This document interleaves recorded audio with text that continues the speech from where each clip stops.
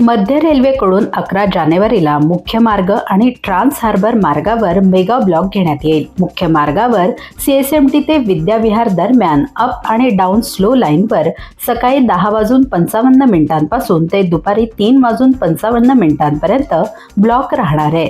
Block कालावधीत सकाळी 10:48 पासून ते 3:45 काळात CSMT वरून सुटणाऱ्या डाऊन स्लो लोकल गाड्या CSMT ते विद्याविहार दरम्यान डाऊन फास्ट लाईनवर वळवल्या जातील.